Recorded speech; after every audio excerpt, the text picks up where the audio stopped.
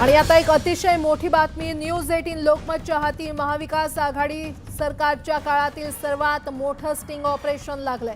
मुंबई उच्च न्यायालयामध्ये महाविकास आघाडी काळात तत्कालीन मंत्री एकनाथ शिंदे आणि तत्कालीन विरोधी पक्षनेते देवेंद्र फडणवीस यांना अडकवण्यासाठी सर्वात मोठं षडयंत्र रचलं गेल्याचा दावा या स्टिंग ऑपरेशनमध्ये करण्यात आलाय। यूएलसी घोटाळ्याचा ठपका लावून तत्कालीन नगरविकास मंत्री एकनाथ शिंदे यांना अडकवण्याच्या सूचना यामध्ये देण्यात आल्याचं समोर आलंय।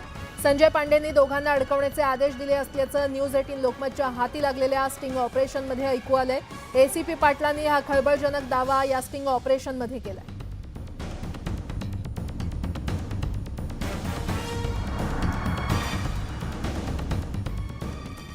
भाजप नेते सुधीर मुनगंटीवार यांना मंत्रिपद मिळणार असल्याची चर्चा होती, पण ऐनवेळी त्यांचं नाव वगळण्यात आलं। ते नाव कुणी आणि का वगळलं असा प्रश्न खुद्द मुनगंटीवारांना देखील पडलाय। पण मंत्रिमंडळात डावलले गेलेल्या मुनगंटीवारांनी सोमवारी केंद्रीय मंत्री नितीन गडकरींची भेट घेऊन चर्चा केली। तर इकडे मुनगंटीवारांना पक्षात प्रदेशाध्यक्ष पदाची जबाबदारी देणार असल्याचं बोललं जातंय। मंत्रिमंडळातून डावलण्यात आलेले माजी वनमंत्री आणि भाजप नेते सुधीर मुनगंटीवारांनी अखेर मौन सोडलाय। मंत्रिमंडळाच्या यादीतून आपलं नाव का कापलं गेलं असा प्रश्न खुद्द मुनगंटीवारांनाही पडलाय। कागपर्यंत नाव असताना काग ते नाव का कमी करण्यात आलं तर ते मग फक्त माहित नाही। मंत्रिमंडळ विस्तारापूर्वी संभाव्य मंत्री म्हणून ते प्रबळ दावेदार मानले जात होते, पण ऐनवेळी त्यांना मंत्रिमंडळाबाहेर ठेवण्यात आल्यामुळे अनेकांच्या भुवया उंचावल्या होत्या। थेट प्रश्न तुम्हाला काय वाटतं, कुठं काय घडामोड झाली असेल? हे तर बावनकुळे साहेब आणि देवेंद्रजीच सांगू शकते। सुधीर मुनगंटीवारांबद्दल मुख्यमंत्री देवेंद्र फडणवीसांनी सूचक वक्तव्य केलंय। सुधीरभाऊ अतिशय अनुभवी नेते आहेत, महाराष्ट्राचे आमचे अध्यक्ष राहिलेले आहेत, त्यामुळे आमच्या केंद्रीय पक्षाने त्यांच्याबद्दल काही विचार करूनच त्यांना मंत्रिमंडळात घेतलेलं नाही। भाजपानं नव्या चेहऱ्यांना संधी देण्यासाठी जुन्या नेत्यांना डच्चू दिलाय, त्यामुळे या नेत्यांची नाराजी काही लपून राहिलेली नाहीये। राज्य मंत्रिमंडळाच्या विस्तारात मित्रपक्षांना स्थान मिळालेलं नाहीये आणि त्यामुळे मित्रपक्षांनी नाराजी व्यक्त केली आहे। आता मित्रपक्षांची नाराजी दूर करण्याचं मोठं आव्हान महायुतीच्या नेत्यांसमोर आहे। मंत्रिमंडळ विस्तारात स्थान न मिळाल्याने महायुतीच्या मित्रपक्षांमध्ये नाराजीचा सूर बघायला मिळतोय। विशेष म्हणजे आपल्याला मंत्रिपद मिळेल अशी आशा युवा स्वाभिमान पक्षाचे नेते रवी राणा यांना होती, मात्र त्यांच्या अपेक्षेवरती पाणी फिरलंय। याच नाराजीवरती माजी खासदार नवनीत राणांनी सोशल मीडियावरती एक सूचक रील पोस्ट केलाय। जिंदगी है, समुंदर को क्या गम है वो बता भी नहीं सकता और पानी बनकर आंखों में आ भी नहीं सकता। जिंदगी है और लढाई जारी है। दुसरीकडे सदाभाऊ खोत आणि रामदास आठवलेंनी सुद्धा आपली नाराजी व्यक्त केली आहे। तुम्ही आमच्या संलग्न नाही, मग तुम्ही भाजपशी संलग्न नाही, तुम्ही ह्याच्याशी संलग्न नाही असं म्हणायचं आणि साईड पटरीवर त्यांना ढकलून द्यायचं। लवकरच आम्ही त्यांना भेटणार आहोत आणि राहिलेली 4 मंत्रिपद आहे त्याच्यामध्ये जरी आमची वर्णी लागावी। आता मित्रपक्षांची ही नाराजी दूर करण्याचं मोठं आव्हान महायुतीतील भाजपासमोर आहे। आता पाहणार आहोत बातम्या वेगवान स्वरूपात। कोकणचं मिनी महाबळेश्वर अशी ओळख असलेल्या दापोलीत कडाक्याची थंडी पडली आहे। रत्नागिरी जिल्ह्यामध्ये गेल्या 2 दिवसांपासून थंडीची लाट उसळली असून किमान पारा 8 अंश सेल्सिअस पर्यंत गेलाय। संपूर्ण महाराष्ट्राला हुडहुडी भरलेली आहे। सोमवारी राज्यात सर्वात कमी तापमान अहिल्यानगर इथे 5.5 अंश सेल्सिअस नोंदवलेलं गेलेलं आहे। तर थंडीची ही लाट येत्या गुरुवारपर्यंत कायम राहील असा अंदाज हवामान खात्यानं वर्तवलाय। पुणेकर थंडीनं गारठून गेलेत। पुण्यामध्ये यंदाच्या हंगामातील निचांकी तापमानाची नोंद करण्यात आलेली आहे। एनडीएतील तापमान 6 तर शिवाजीनगरमधील तापमानाचा पारा 7 अंशांवर गेलाय। बुलढाण्यामध्ये गेल्या 5 ते 6 दिवसांपासून अचानक थंडी वाढली आहे, त्यामुळे नागरिकांना घराबाहेर पडणं देखील मुश्किल झालंय। दुसरीकडे नागरिकांनी शेकोट्या पेटवायला सुरुवात केली। आजपासून थंडी ओसरणार असून दिवसाला 1 अंशानं कमाल तापमानात देखील वाढ होणार आहे। डिसेंबर महिन्यामध्ये तापमानात कमालीचा चढउतार पाहायला मिळतोय, तर या आठवड्यात उत्तरेकडील थंडीची लाट आल्यानं थंडीमध्ये कमालीची वाढ झाली आहे। नाशिकमधील बाजार समित्यांमध्ये कांद्याच्या दरात मोठी घसरण झाली आहे। लासलगाव बाजार समितीमध्ये लाल कांदा म्हणजे खरीप हंगामात निघालेला कांदा सरासरी 3000 ते 3500 रुपये क्विंटल दरानं विकला जातोय। सोमवारी कांद्याचे भाव 1200 ते 1600 रुपये किलो प्रति क्विंटलला खाली आलेले आहेत।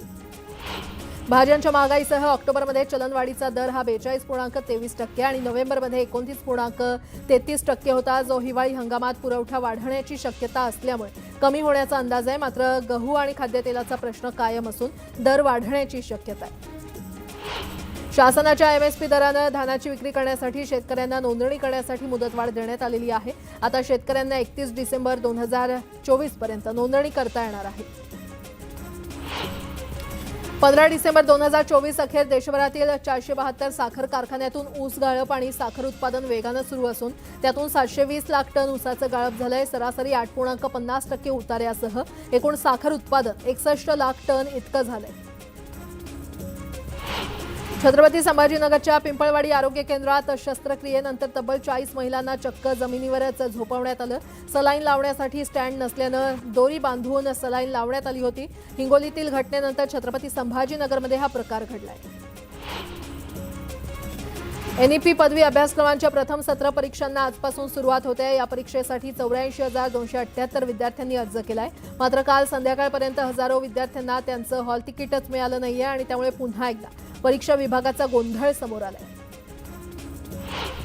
सोलापुरात सम्राट चौक आणि डीमार्ट परिसरात ST बसवर दगडफेक करणाऱ्या 3 जणांवर गुन्हा दाखल करण्यात आलाय. सार्वजनिक मालमत्तेचं नुकसान केल्यानं गुन्हा दाखल करण्यात आलाय. पुण्याच्या आंबेगाव तालुक्यातील पारगाव परिसरात बिबट्याच्या 1 वर्षाच्या बछड्याचा मृत्यू झाला. बछड्याला अन्य वन्य प्राण्यानं हल्ला करून ठार केल्याचा प्राथमिक अंदाज आहे. सागरी किनारपट्टीवर सोसाट्याचा वारा वाहत असल्यानं खोल समुद्रात मासेमारी करणं धोक्याचं झालंय. मतलई वाऱ्यांमुळे खोल समुद्रातील मासेमारी सुमारे 50% बंद ठेवली आहे. वातावरणाच्या बदलामुळे पाण्याचा अंतर्गत प्रवाह बदलल्यानं कमी प्रमाणात मासळी मिळते. मात्र मिळणारी मासळी कमी प्रतीची मिळत असल्यानं आर्थिक गणितही कोलमडलंय. छत्रपती संभाजीनगरमधील अनधिकृत मालमत्ता आणि प्लॉट अधिकृत करण्यासाठी गुंठेवारी अंतर्गत मुभा दिली आहे. त्यासाठी महापालिकेनं 50% सवलत दिली असून एप्रिल 2025 पर्यंत गुंठेवारी करता येणार आहे आणि त्यामुळे 72,000 मालमत्ता धारकांना फायदा होणार आहे. नंदुरबारमधील सारंगखेडा यात्रेला सुरुवात झाली आहे. यात्रेच्या दुसऱ्याच दिवशी घोडे बाजारानं 50 लाखांचा टप्पा पार केलाय. रविवारी तब्बल 74 घोड्यांची विक्री झाली तर सोमवारी एकूण 137 घोड्यांची विक्री झाली आहे. पैठण येथील नाथसागर धरणातून शेतकऱ्यांच्या रब्बी पिकासाठी उजवा कालव्यात पाण्याचा विसर्ग सोडण्यात आलाय. चालू हंगामातील शेतकऱ्यांच्या रब्बी पिकासाठी डावा कालव्यात 2000 क्युसेक पाण्याचा विसर्ग पाटबंधारे विभागानं सुरू केलाय. रत्नागिरीच्या जयगड कंपनीतील वायुगळतीला 5 दिवसानंतरही त्रास जाणवतोय. बाधित झालेल्या मुलांना पुन्हा एकदा उलट्यांचा त्रास झालाय. 19 मुलांवर रुग्णालयामध्ये पुन्हा उपचार सुरू असून हा आकडा वाढण्याची शक्यता आहे.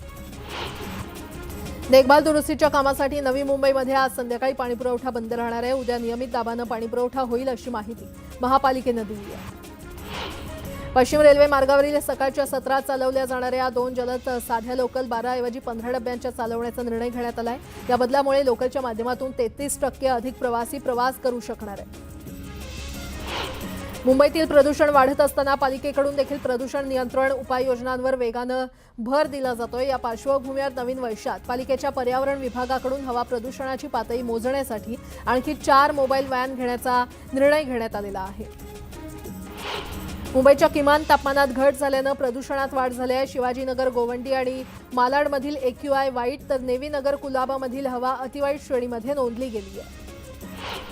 अंबरनाथमध्ये खुल्या अनधिकृत जीन्स वॉश कारखाने सुरू आहेत. जीन्स वॉश कारखान्यांमुळे मोठ्या प्रमाणात जलप्रदूषण होत आहे.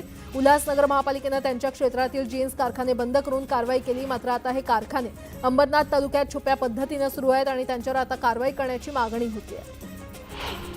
तंत्रज्ञानाचा कुंभमेळा असलेल्या IIT मुंबईच्या टेक फेस्टला आजपासून सुरुवात होते. 3 दिवस तंत्रज्ञानातील विविध आविष्कारांसह नामवंतांची आणि व्याख्यानांची मेजवानी विद्यार्थ्यांना मिळणार आहे. गुणवत्ता, पर्यावरण, व्यावसायिक आरोग्य आणि सुरक्षितता यांचं उत्कृष्ट व्यवस्थापन करण्याच्या निकषावर नवी मुंबई मेट्रोला 3 प्रकार